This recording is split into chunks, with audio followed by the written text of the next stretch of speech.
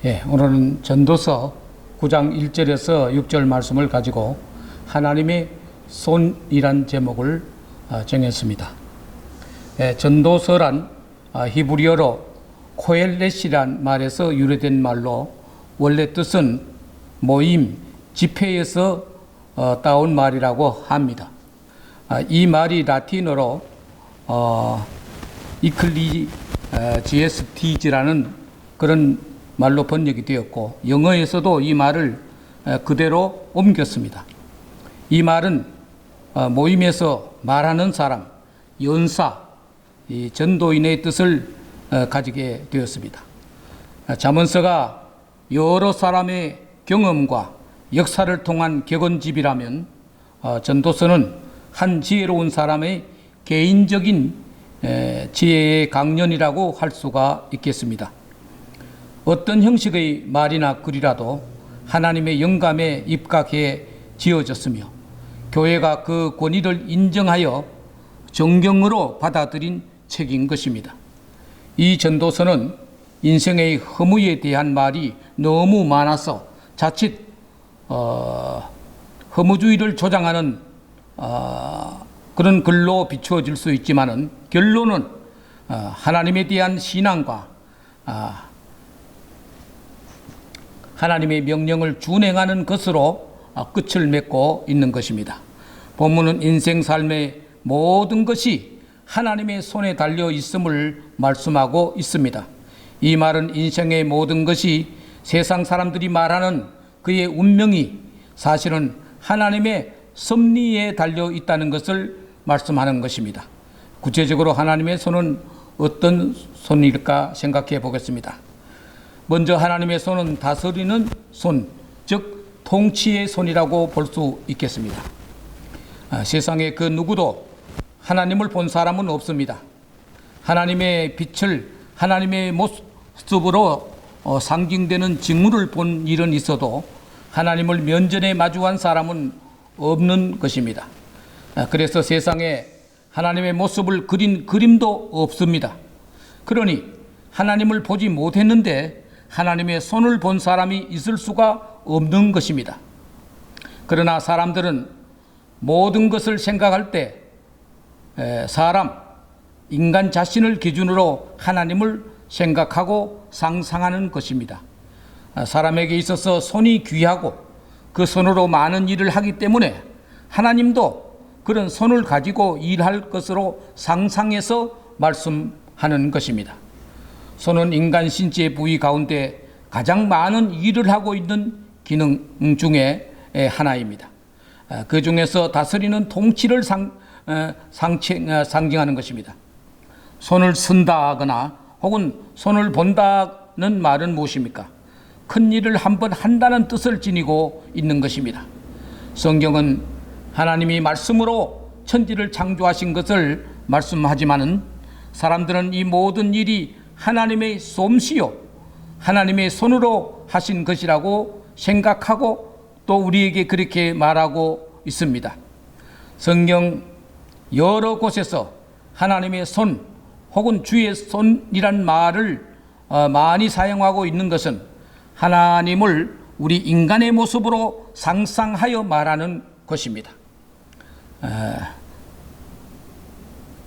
사무엘상 5장 11절에 하나님의 손이 엄중하시다라고 했으며 또 에스라 8장 31절에도 하나님의 손이 대적의 손에서 건지신다고 했습니다. 또 욥기 19장 21절에도 하나님의 손이 나를 치셨다고 했습니다.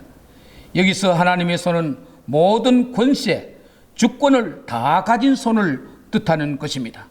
세상에서도 흔히 하는 말 가운데 손 한번 봐줘야겠다는 말은 한번 혼을 내줘야겠다는 뜻으로 이 손은 권위, 힘을 상징하는 것입니다.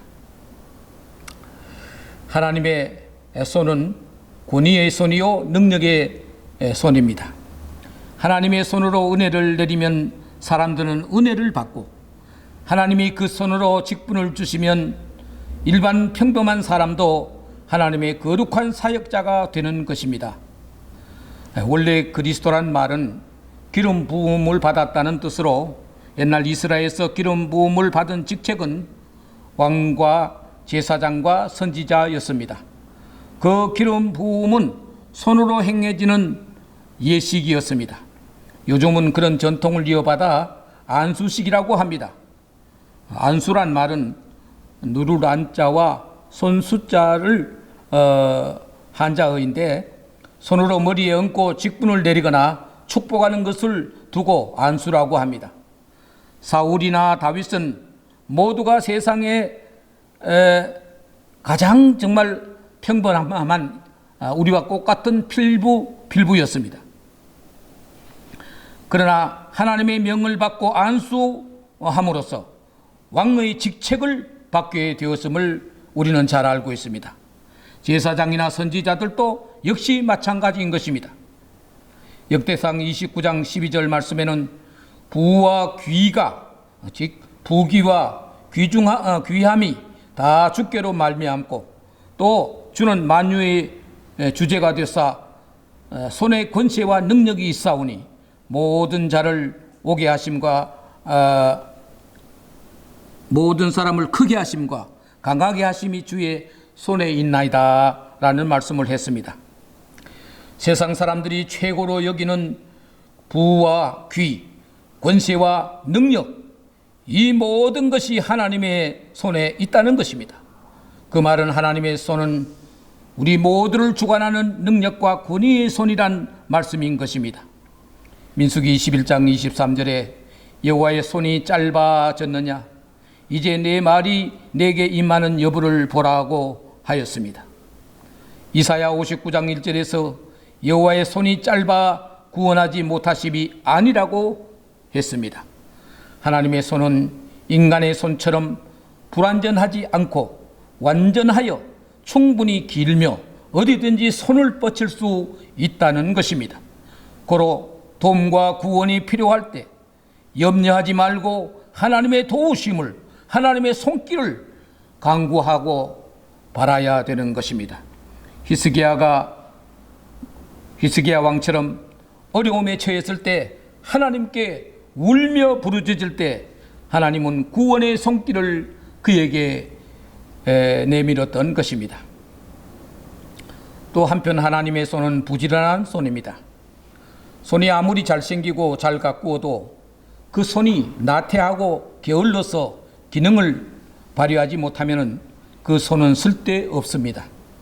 하나님의 손길은 태초부터 지금까지 부지런히 움직이는 손이었습니다. 아무것도 없는 무에서 셀 수 없는 많은 별과 우주를 만드신 것은 모두가 하나님의 부지런한 손길 때문이었습니다. 은하수의 별들은 바다 백사장의 모래수와 같이 셀 수가 없으며 또한 우리 시야가 미치지 못하는 다른 우주에도 더 많은 별들의 세계가 있는 것입니다. 이 모든 것은 하나님의 손길이 미쳤기 때문에 가능하다고 믿습니다. 요한복음 5장 17절에 예수님은 말씀하시기를 내 아버지께서 이제까지 일하시니 나도 일한다고 하셨습니다. 예수님이 말씀하신 내 아버지는 바로 하나님이신 것입니다. 그는 부지런한 손의 소유자입니다. 잠언 10장 4절에 게으른 자의 손은 가난하게 되고 부지런한 손은 부유하게 된다고 했습니다. 우리 인생이 부지런함을 덕으로 삼고 그것을 권면하는 것은 그것이 하나님의 삶의 모습과 예수님의 삶의 모습, 우리 믿음의 삶의 아름답고 표본이 되는 모습이기 때문입니다. 하나님 앞에서 인정받는 사람이 되려면, 그리고 사람에게도 인정받는 사람이 되려면 일단 손을 게을리 두지 말고 부지런한 손이 되어야 될 것입니다. 성경 말씀처럼 사랑받고 미움받는 모든 것이 하나님의 손에 달려 있습니다. 그러므로 우리는 하나님의 다스리는 권세를 인정하고 그의 권위의 손길을 인정하고 그를 기쁘시게 하기 위해서도 우리 손으로 헌신, 봉사, 노력하는 그런 사람들이 다 되어야 될 줄로 믿습니다. 또한 하나님의 손은 베푸는 손입니다. 민수기 6장 24절에서 26절에 보니까 하나님은 우리를 지키시는 자요, 은혜 베푸시는 자요, 평강 주시기를 원한다, 그렇게 말했습니다. 이 모든 은혜가 하나님의 손길로 말미암는 것입니다. 다음 절에 있는 말씀으로 기억할 것은 우리는 살아있는 자체만으로 감사해야 되리라고 믿습니다.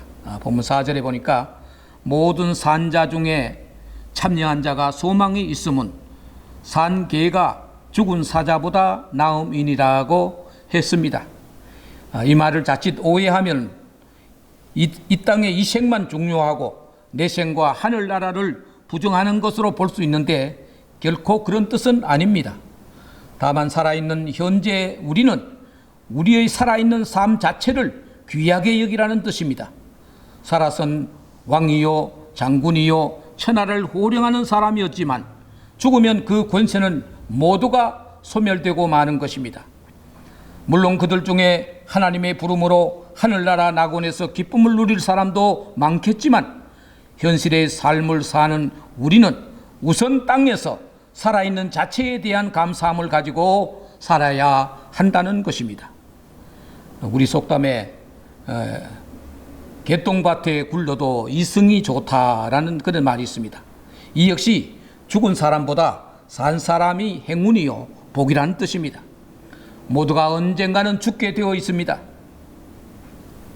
죽은 사람은 이미 이 땅의 삶의 명부에서 제외된 것이니 우리가 아직 이 땅의 삶의 근거를 가지고 있는 것은 하나님의 손길이 우리를 아직 이곳에 머물게 한 것은 매우 큰 은혜요 축복인 것입니다. 그러므로 오늘 우리가 살아 현재 활동하고 있는 그 자체를 하나님께 감사할 수 있어야 되겠습니다. 피구 게임 할 때 보면 몸에 볼이 맞은 사람은 하나씩 모두 밖으로 나가게 됩니다.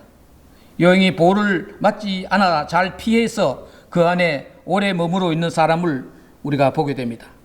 매우 다행이요 행운으로 생각하게 됩니다. 매일같이 죽음으로 생을 마감하는 사람들이 계속되는 가운데 아직 우리가 이 땅에 머무르고 있다는 것은 아직 하나님이 우리를 이 땅에 있을 수 있도록 하신 하나님의 특별한 배려와 도움의 손길이 있기 때문에 가능한 것입니다. 그러므로 우리를 이처럼 잡아주시고 건재케 하신 하나님의 손길에 대해서 무엇보다 감사할 수 있어야 하리라고 생각합니다. 많은 유목을 남겼던 우리 안중근 의사께서는 그의 그 유목마다 항상 그 손을 이렇게 먹에다가 발라서 그 손도장을 찍어 놓은 것을 보게 되는 것입니다.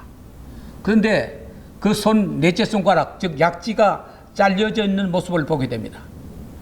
안 의사는 일찍이 자기 동료들과 조국을 위해서 맹세하면서 조국 헌신을 위해서 몸바치겠다는 뜻으로 모인 친구들이 다 넷째 손가락 약지를 잘라서 피를 받아서 함께 나누면서 그렇게 명세했던 그런 경험이 있었습니다. 그래서 그 손은 어떻게 보면 보통 사람이 보기에는 불구의 손이요 또 보기 흉한 손이지만은 그러나 그는 그 손을 자랑스럽게 생각해서 모든 유목마다 그 손도장을 찍었던 것을 보게 되는 것입니다. 손이 아름답게 가꾸어서 아름다운 손이 되는 것이 아니라 부끄럽지 않는 생을 살아야 그 사람의 손도 아름다운 손이 되는 것입니다.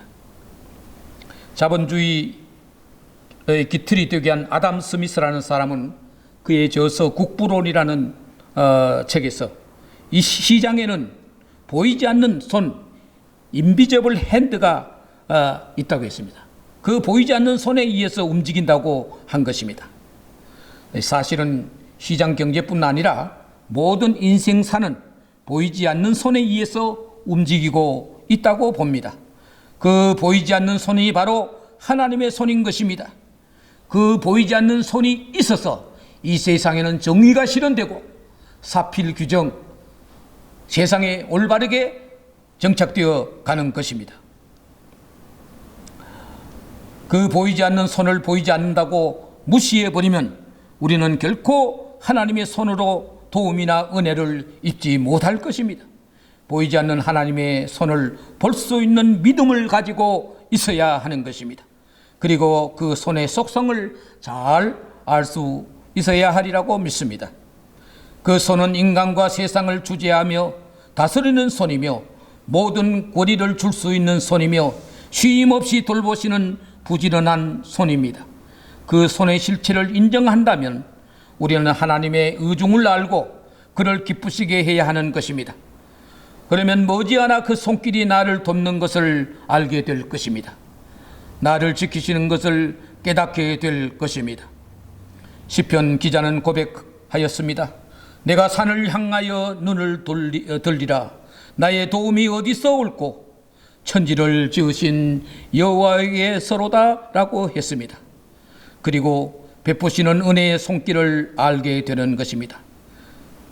나의 나 된 것은 하나님의 은혜라고 확실하게 말하는 사도 바울의 고백은 하나님의 보이지 않는 손길을 체험한 체험자의 고백인 것입니다.